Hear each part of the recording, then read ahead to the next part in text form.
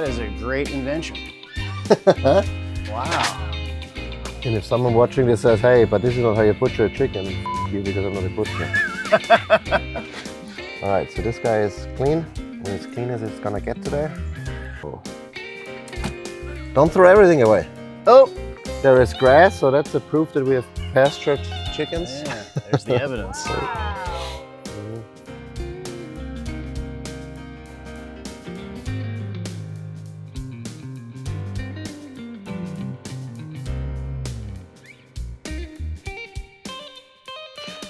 Never feels good. It has to be done. All right, so today we're gonna butcher for the very first time our meat parts. I mean, we've butchered chickens before, but we're gonna have 30 today. Those big ass broilers in the background here. And I invited my friend, hunting buddy, chiropractor, Jason, to help with the process. So we are quicker. We're gonna do 15 today, 15 tomorrow. And now we need to get the chickens, the stars of the show. The day before we realized that we needed larger restraining cones to hold the meat birds because they are larger than our regular egg layers, so I just installed a pair to make sure we are all set. All right, Michael, what are we doing here, buddy? We're gonna grab our first contender.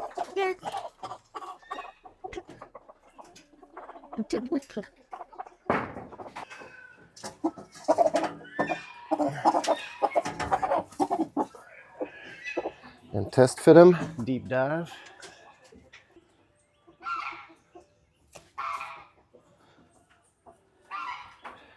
And number one is bleeding. And then we can get the second one. And that guy's probably gonna start flapping in a second once the nervous system starts firing. Yeah.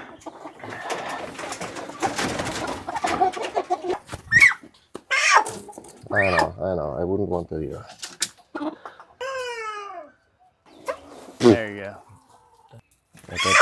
That bled a little quicker than the other one. Yeah. Never feels good. That has to be done. What is this?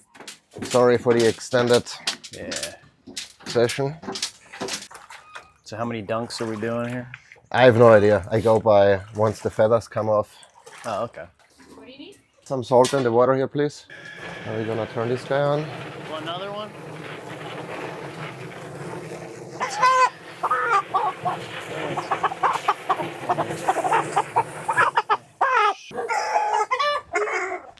Hey, it's okay. It's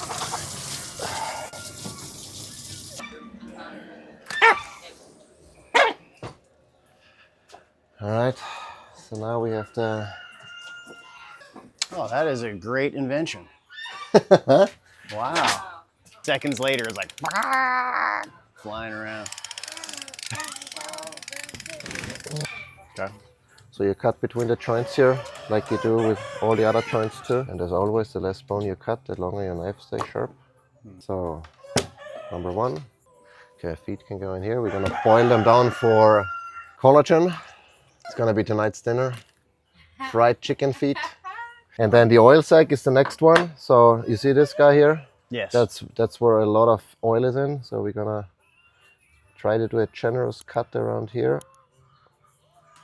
To take, well, it was not, actually could have been more generous.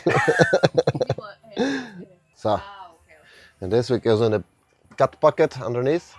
So then the next thing, we turn it guy around. And in here somewhere is the crop. So we're gonna make a cut in here. This is the crop. You see this guy? That's where the crop, that's where the food goes and ferments in there basically.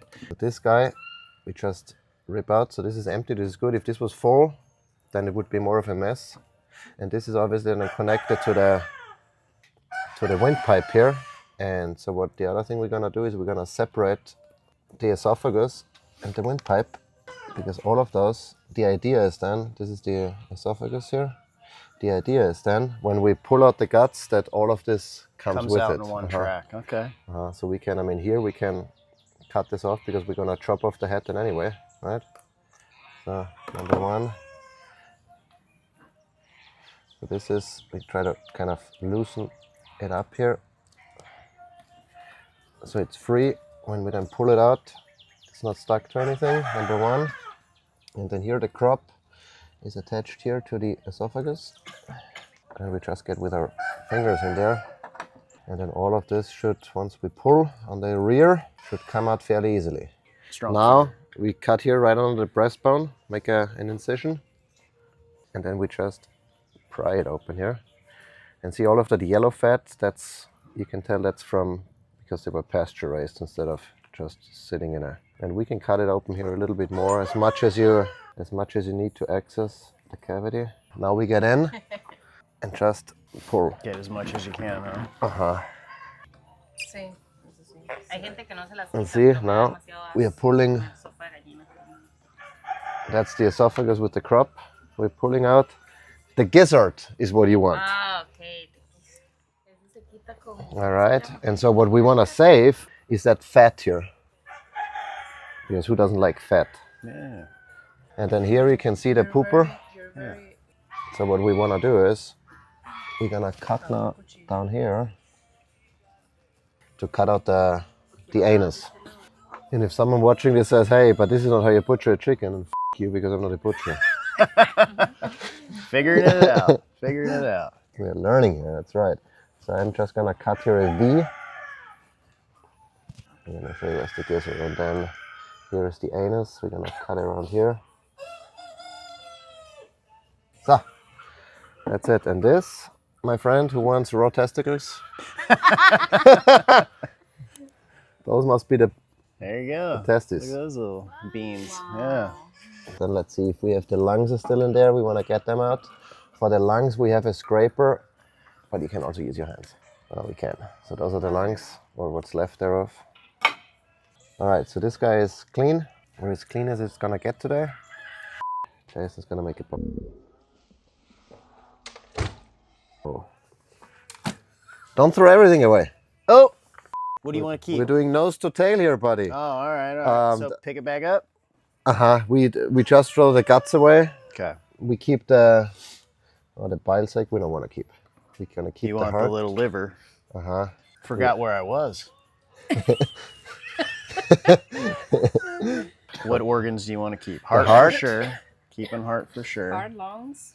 The lungs we Testicles. keep, the testicles we keep, without the bile sac, because that tastes nasty. Yeah. Liver. Oh, gallbladder just. So this is the gizzard. If you want to clean that and eat that, you want to eat the gizzard. What is the gizzard? This muscle here. The fat we're gonna keep for us. Yeah, that's the gizzard. That big thing. Uh-huh. So if you cut in there, it's a muscle. That's where they basically grind the Yeah, feet. don't they like right? eat pebbles Yes, and then Uh-huh. they basically So there should be in there now all of the grit that we're feeding them. Hacia adentro. See, there's actually they actually ate the grit. There is grass, so that's a proof that we have pastured chickens. yeah, there's the evidence. Mhm. So what So do then you you do can with you wash that out and then you cook it. The feet we can put into a bucket, no? What? Yummy. And then we're gonna rinse the birds.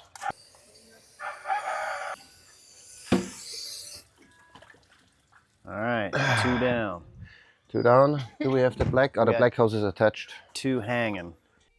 Butchering day is really all about teamwork, you know. So while we were doing most of the dirty work, we recruited the ladies to help with bagging the birds once they've cooled down in the freezer chest, you know, vacuum sealing them and getting them ready for the freezer.